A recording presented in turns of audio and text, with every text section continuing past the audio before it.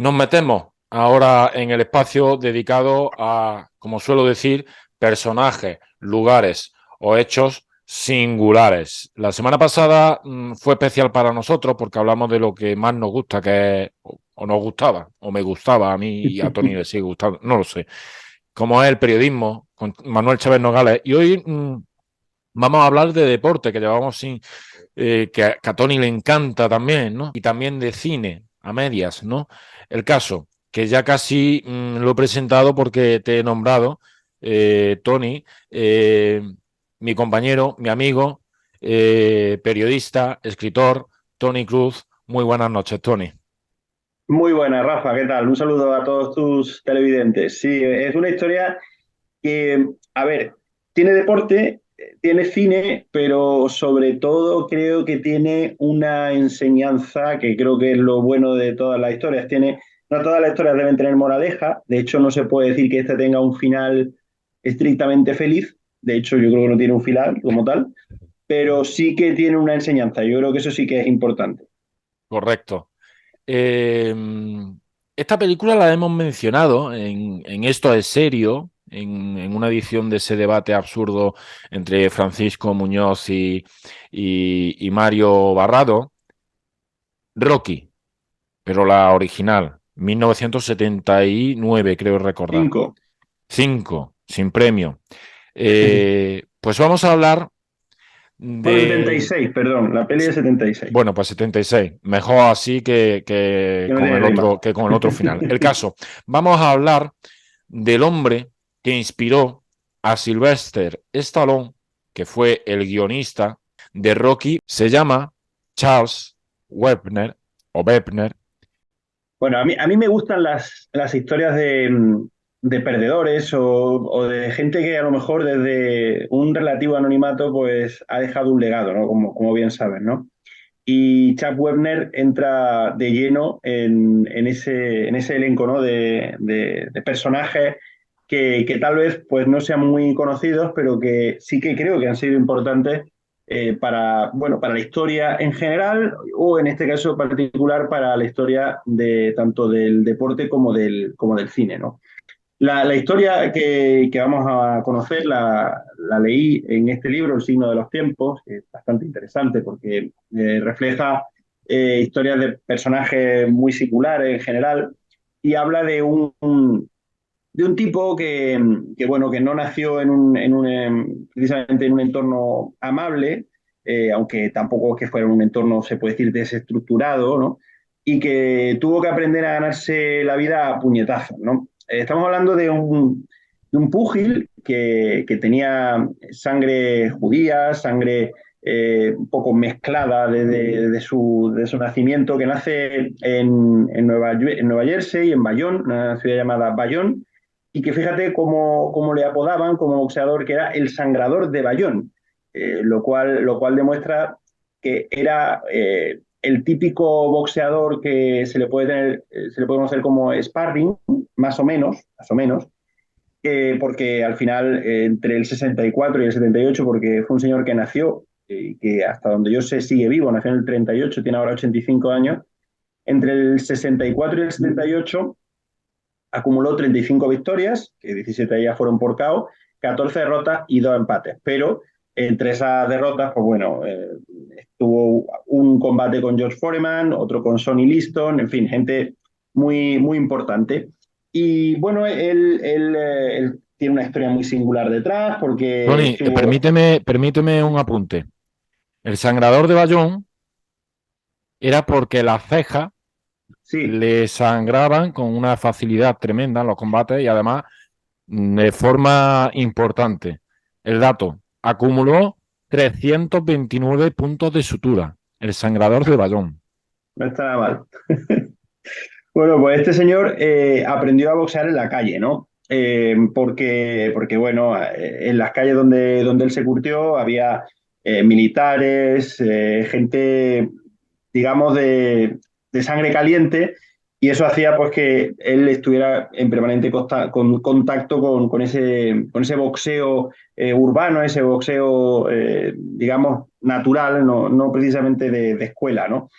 Él se llegó a alistar en los Marines, allí, bueno, pues formó parte de un equipo de boxeo, también cayó, empezó a caer en un alcoholismo que de manera casi casi crónica le acompañó durante toda su madurez.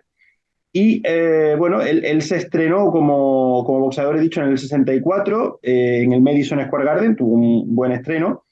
Y en el 74, no, perdón, en marzo del 75, cuando ya él tenía 37 años, fue elegido como el boxeador ideal para enfrentarse a Muhammad Ali, también conocido como Cassius Clay, ¿no?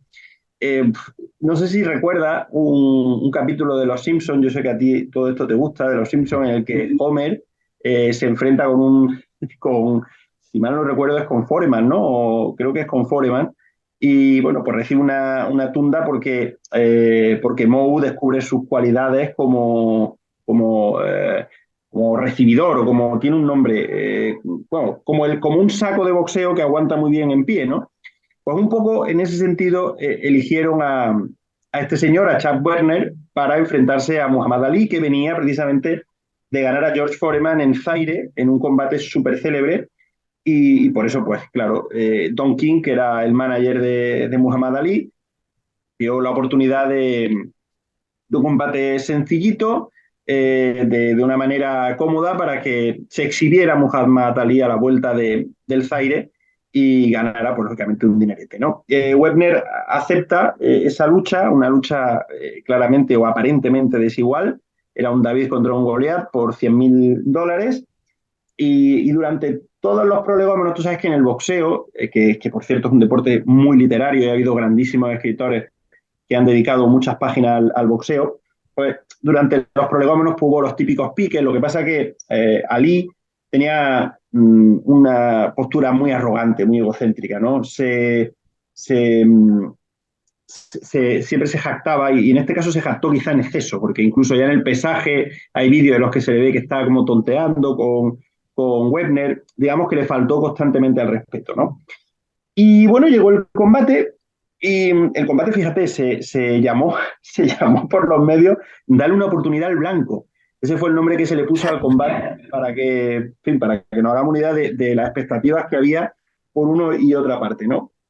Bueno, pues Webner, no se sabe si tocado en su orgullo, no se sabe si sacando fuerzas de flaqueza, no se sabe si yo qué sé, si sacando a relucir esa casta de boxeador de calle capaz de aguantar, e incluso se puede decir, ¿no? De una vida dura, ¿no? Y en general de haber estado en un lugar equivocado en el momento preciso, pues fue capaz de aguantar y aguantar y aguantar, ¿no? Hasta el extremo que bueno, que lo que se preveía que iba a ser un combate a 3 asaltos a lo sumo y que iba a acabar con un caos claro de Muhammad Ali, pues se fue alargando, alargando, alargando.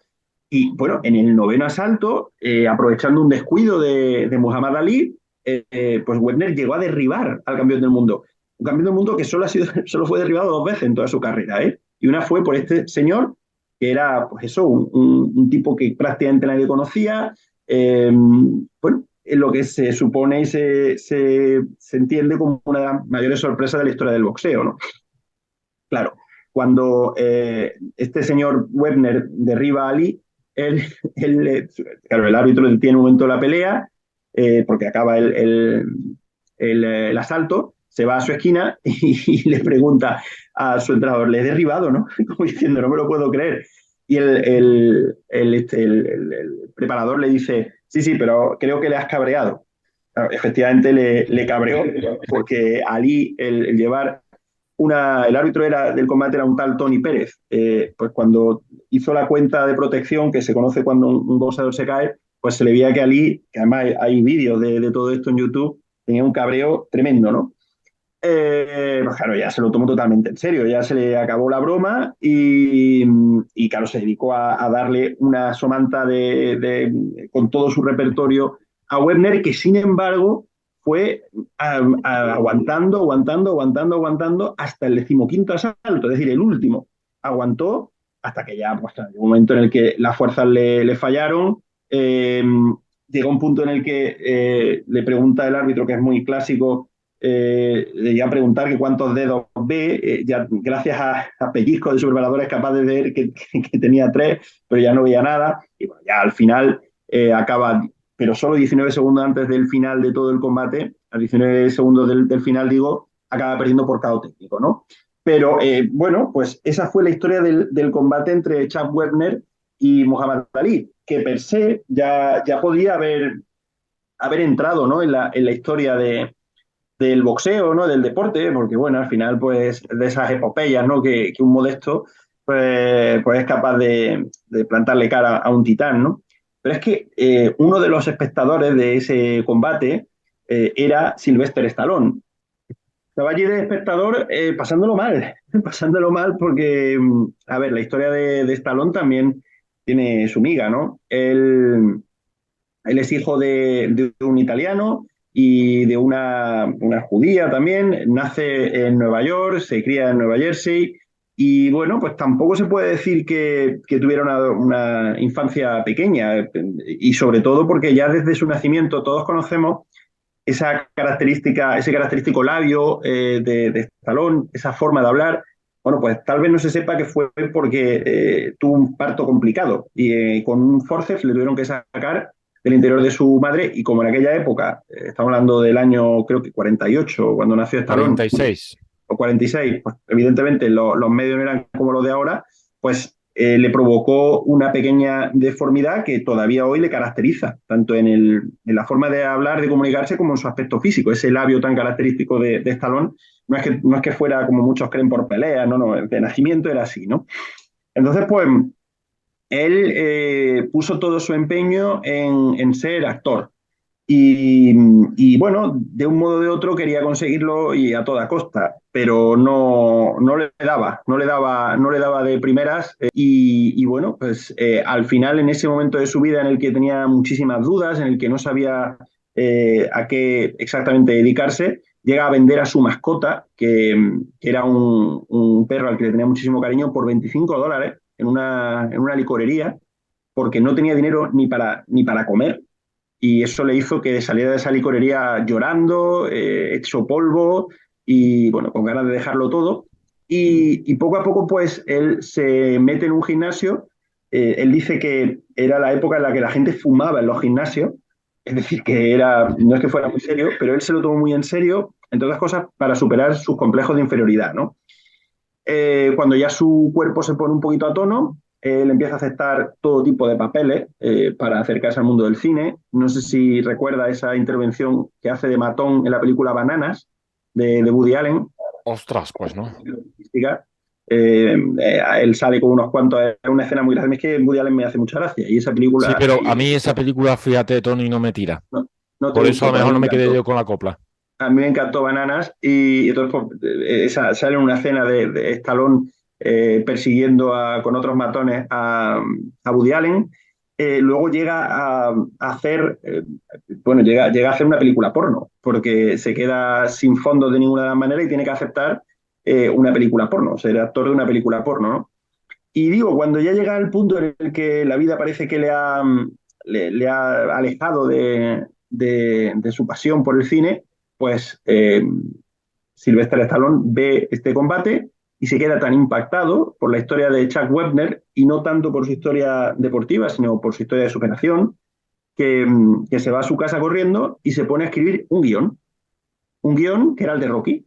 Y lo escribe en apenas 3 días, prácticamente sin dormir. Se tira 3 días escribiendo como un loco porque Stallone escribió varios libros. Yo tengo un libro de Sylvester Stallone, ay, no me acuerdo el nombre, pero lo encontré en una feria del libro y lo compré ipso facto porque me llamó mucho la atención. Entonces pues se puso a escribir el guión y le salió el guión de Rocky. Entonces, claro, empezó a presentarlo a distintas compañías y una de ellas le ofrece $350.000 por ese guión, que claro, para un tío que estaba tieso como la mojama, pues era un dineral. ¿Qué crees que hizo Stallone? Cuéntame. Bueno, no lo aceptó porque él quería formar parte de la película. Él quería aprovechar esa oportunidad para encarnar la figura del Rocky que él había creado. Y al final, pues a base de presión, cedió bueno, eso sí, antes hizo una especie de prueba, una escena piloto, y vieron que Stallone encajaba, que no era, a pesar de su apariencia física, tal vez gracias a ella, así un poquito de boxeador sonado, pues encajaba perfectamente en el papel de Rocky y tiraron para adelante. Y así, pues salió esa película Rocky que fue, bueno, tan exitosa como que se llevó 3 Oscars. O sea que nada más y nada menos. Así que esa es la historia de Chuck Webner y de Stallone. Una historia que continúa con una segunda parte de Rocky en la que Stallone ya sale con su perro. El perro que Ya. recuperó después de pagar $15.000 por el perro que en su día le reportó 25, porque el que fuera dueño de su perro le dijo que sí, si quieres que te cante la manteca por delante. Así que ese perro que en su día lo vendió por 25 le costó después 15.000, pero pagó muy gustoso, ¿no? Tiene la continuación en que, bueno, claro, Chuck Webner se entera de que Rocky es él, de un modo o de otro, y es curioso, ¿no? Porque Stallone le quiere recompensar y creo que en la segunda o en la tercera, le ofrece un papel de extra prácticamente en la peli, pero que resulta absolutamente insuficiente a Webner, ¿no? Porque Webner, entre otras cosas, cuando deja del todo el boxeo, su vida, pues no, como se puede imaginar uno, pues no fue un camino de rosa. Cayó en el alcoholismo, cayó en la cocaína, su mujer le dejó, en fin, que estaba el pobre pues, regular. Así que al final también tuvo su pleito con Stallone por esa figura de Rocky que tanto evidentemente le dio al luego director, actor y demás, y al final pues lo ganó. Lo ganó. Lo que no recuerdo exactamente es cuánto dinero se llevó Chuck Webner de Rocky, pero a ver si te lo puedo decir. No sé exactamente. Una importante cantidad de dinero. No sé decirte cuánto, en el libro no se cita, pero le dio como para vivir el resto de sus días. Que de hecho, insisto, según tengo entendido, sigue vivo. Así que, así que Chuck Webner, de un modo indirecto, también se benefició y me parece justo de que Stallone se inspirara en su figura para hacer ese Rocky que al final pues catapultó a Stallone a la fama y bueno, indirectamente también catapultó a Webner a la historia. Yo creo que más que para inspirar, más que la inspiración para escribir Rocky, lo que ese combate dejó de pozo en Stallone es la inspiración para cambiar su propia vida o para impulsar su propia vida, ¿no?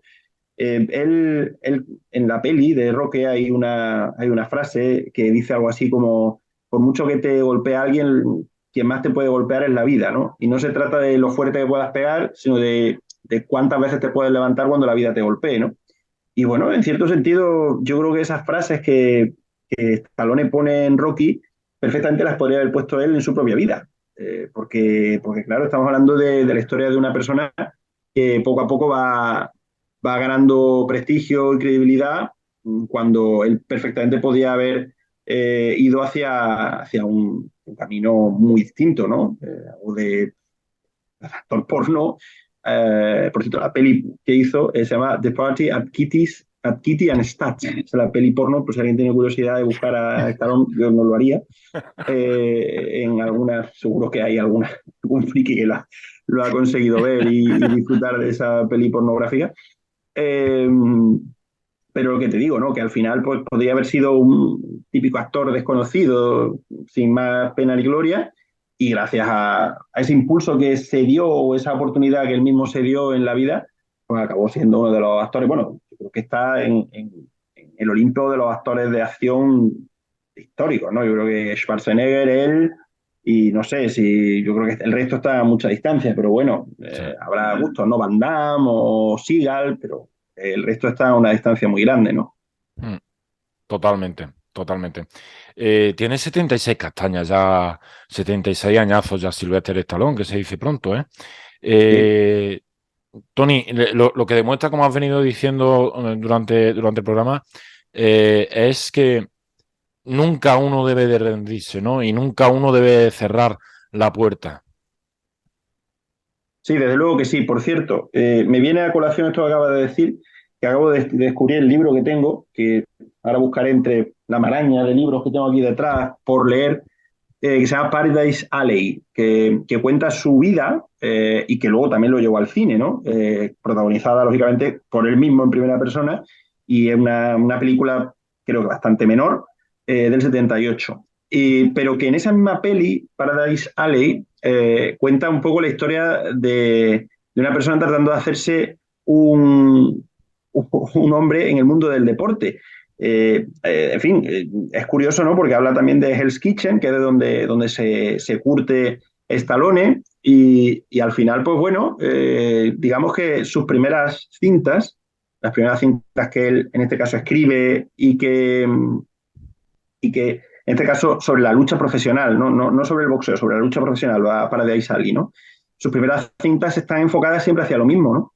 Porque claro, en el fondo creo que todo creador, ya sea escritor, cineasta, pone en su trabajo mucho de su propia vida, muy autobiográfico. Todos tenemos tendencia a escribir cuando nos queremos expresar, comunicar, siempre desde una primera persona, aunque usemos personajes para llevar nuestras pretensiones a cabo, ¿no? O contemos historias, ¿no? Y en este caso, pues, Stallone no lo ocultó, ¿no? Y sus primeras inquietudes, sus grandes inquietudes, eran salir de donde él consideraba que no quería estar.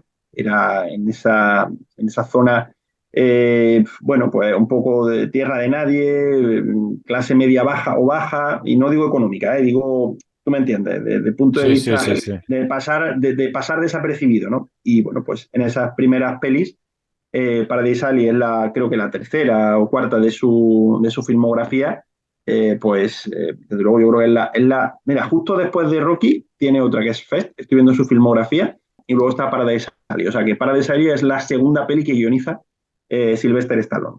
Así que pues, luego ya pues llegarán la siguiente de Rocky, Rambo, claro, y bueno, toda la pesca, ¿no? Que ya sabemos de Stallone, que, bueno, lo curioso de él, y es también llamativo, él ha rechazado muchos papeles, ¿eh? Ha rechazado muchos papeles. Por ejemplo, y esto yo cuando he ido a buscar información sobre el tema, no lo sabía, él rechazó ser Terminator en el 84. Lo desconocía. Yo me he quedado perplejo. Él rechazó ser Terminator, o por lo menos eso he leído por aquí, y es la oportunidad perfecta para Schwarzenegger. Pero quizá, no sé si estás de acuerdo, Rafa, pero si una misma persona hubiera sido Rambo, Rocky, Terminator, ¡puf! Tela, ¿eh? Yo creo que ya es para que el cerebro nos pete. Sí, sí. Además, no puede quejarse. A mí es un actor que me parece discreto en cuanto a interpretación, pero sin embargo no puedo poner en solfa la calidad de Rocky para mi gusto, para mi gusto. No es El Padrino, pero Rocky a donde tiene que llegar llega perfectamente. Y sin embargo, decía, ha conseguido quedar para la posteridad con todos los personajes más míticos, tú lo has nombrado, del cine, de la historia del cine, ¿no? Rocky y Rambo.